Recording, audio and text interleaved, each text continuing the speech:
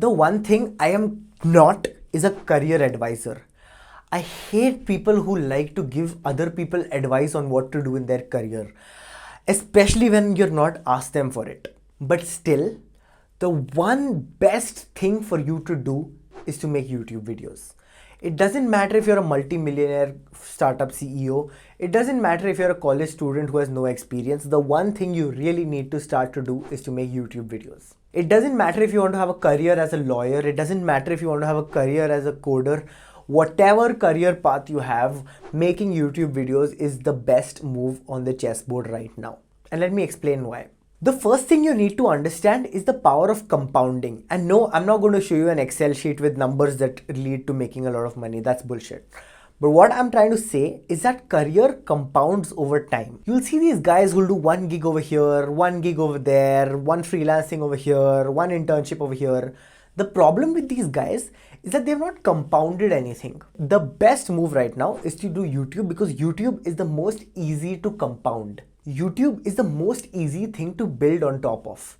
Even if you don't get any views, even if you don't get any likes, YouTube basically creates a base where you can compound on top of it. The next thing is about documenting your journey. Think about this. Let's say you become a multi-billionaire startup CEO 40 years from now. Wouldn't you like people to see your mindset at this point of time? At that point of time, 40 years from now, when you are a multi-billionaire startup CEO, nobody is going to believe you when you said, you know, when I was 16 years old, I used to think like this. Or the only thing you're going to want back then is to be able to look at yourself when you were young.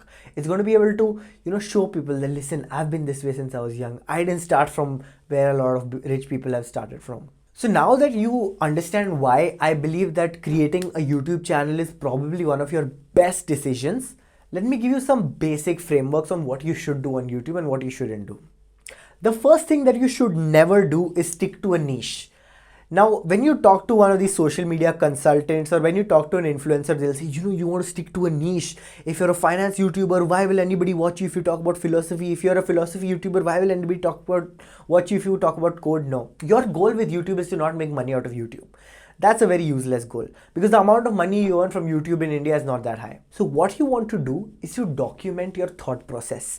And if you watch these videos, you see that that's exactly what I'm doing as well. I'm documenting my way of thinking because not just 2 years from now when my thought process is completely evolved, can I look back and say, oh, what an idiot I was. Not just that. If by God's grace I become something great 5-10 years from now, everybody knows how my thought process has evolved. It's not about the quick returns. It's not about how much money I make out of my YouTube channel. That's completely secondary. It's about documenting the process. It's about having undeniable proof that what you say is true. Also, if you continue YouTubing consistently for 5 years, you're going to make it. You're going to make a very large amount of money 5 years from now. So why not just get on that train right now? I have a friend. He was like the really shy, nerdy guy, but really interested in startups and entrepreneurship. And he started a YouTube channel. I forgot what it's called. But every single day he uploaded a vlog. This vlog could be things like, oh, I'm going to the mall today. Or, oh, I'm talking about something that I learned on YouTube today or something like that. Within a year, he became like this insanely good public speaker. And he became really good, not just at talking to women, but also at charming people. And this skill is a skill that comes by volume. This skill is something that is only learned by doing the same thing over and over and over again. So if you're on YouTube, don't do the bullshit that everybody does about chasing views, chasing likes. Don't look at your watch rate. Don't look at any of your dashboards. Unless, of course, you're trying to make a career as a YouTuber. But if you're doing YouTube, then just focus on being as authentic and being yourself. You'll see so many people who blow up on YouTube 10 years after they started. And for 10 years, they had been authentically uploading low quality but authentic videos. And what happens is once they do achieve a certain status, all this 10 years worth of content, the thousands, if not 10,000s of hours worth of videos, they all kind of get boosted all together. And the amount of money you make then is like really huge. Think of it this way. If you're trying to build a really strong building or a really tall building, the first thing you want to do is build a large foundation. You want to build a large base because if you have a small foundation and you keep building on top of that, the building's going to fall. And the same thing is with your YouTube channel. Even if right now you don't want to take YouTube seriously, you don't respect being YouTubers, blah, blah, blah, you're all right. But 10 years from now, your mindset is going to evolve, and having that undeniable evidence of you are what you say you are is definitely going to help you. Also, you might truly want to consider becoming a YouTuber, and the reason for that is YouTuber is a moonshot path. What is a moonshot path? A moonshot path is something that has a very low likelihood of success, but if it does succeed, it gives you very, very astronomical returns.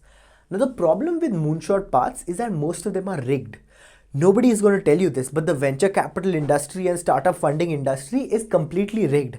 It all goes on through connections. It all goes on through who knows who, etc.